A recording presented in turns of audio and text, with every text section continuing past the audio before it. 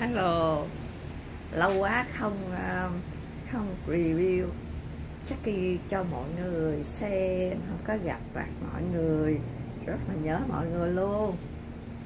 Hôm nay ở bên Toronto nè, bên chỗ Jackie nè, tuyết rơi quá trời luôn. Tại hay cho tụi nó ăn cho nên nó bay tới ba lô vòng vòng vậy đó, nhìn thấy thương lắm luôn đó. Thì Jackie review ở bên ngoài cho mọi người xem nè. Rồi ôi, tuyết nó đang rơi dữ lắm luôn á. Đứng phía sau mà lạnh run luôn nên phải còn đỡ cái áo này lên. Mọi người có khỏe không? Hôm nay là ngày thứ 5 11 tây tháng Giêng 2024. Thì ở bên Việt Nam buổi tối rồi,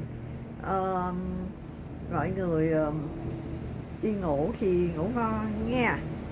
Còn cô chú anh chị nào chưa ngủ thì thức ngon nha.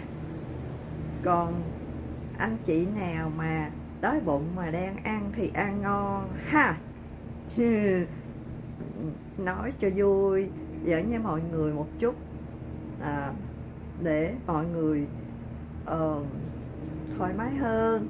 Chứ Jackie thì đang run cho nên nhưng mà nhớ mọi người quá, livestream để nói chuyện thăm mọi người chút xíu. Cảm ơn các bạn trong nhóm, hay là cảm ơn YouTube luôn giúp đỡ và nâng đỡ cho Jackie.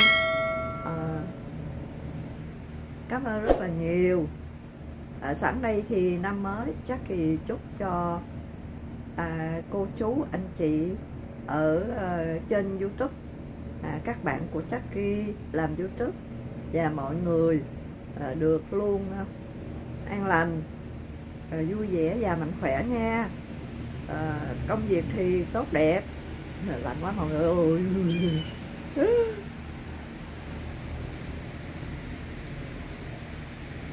Chờ chút, đứng yên chờ chút cho mọi người xem nè. Thường mấy bé này hay vô đây lắm luôn. Mấy bé cũng thương Jackie nữa. Bé Sóc nè, bé Chim nè, Luigi nè, Cardinal nè, có luôn cả bé Tí nữa. Đốt mọi người, bé Tí là gì?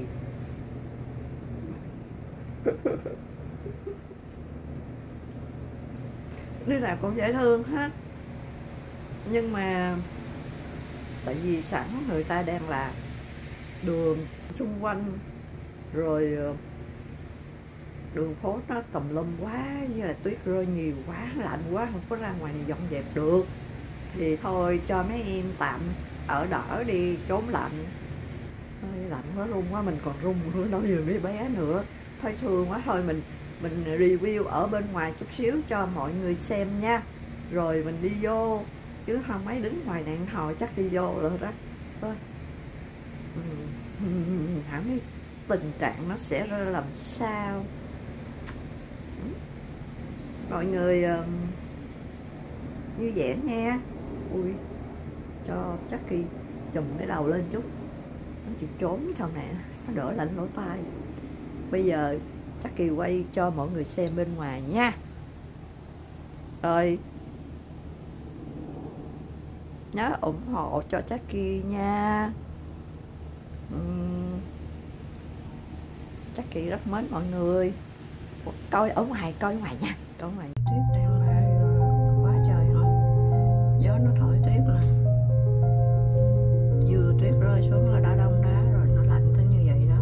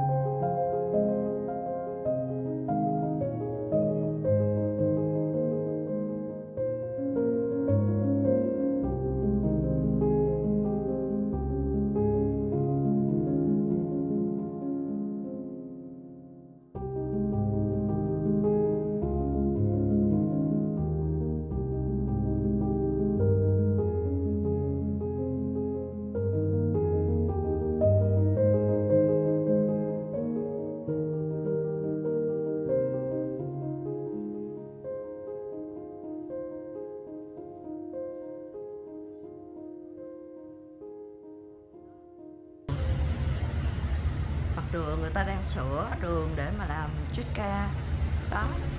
Một trạm ở phía đó nữa, mọi người đang đứng, có một người đang đứng đợi xe bus. Tuyết thì vẫn đọng trên các hàng lá cây. Và đây mình né vô đây chút xíu cho bé chim này ra vào đây ăn. Đó.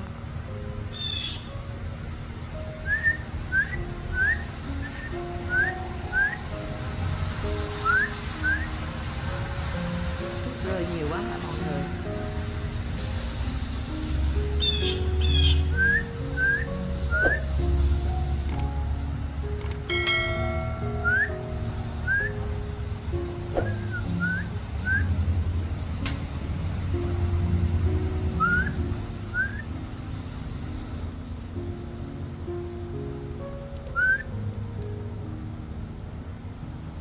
Wow, tuyết càng ngày càng rơi nhiều mọi người ơi. Đó, ở ngoài đường đó. Hôm nay và ngày mai tuyết sẽ rơi suốt ngày luôn. Và đây là đợt bão tuyết nữa. Rơi tuy là không có gió nhiều lắm, nhưng tuyết đổ xuống rất là nhiều và sẽ một thời gian rất là dài. Vậy thì mọi người có đi ra ngoài thì chuẩn bị cho thật ấm nhé. Và nhất là mang những đôi giày cho nó an toàn.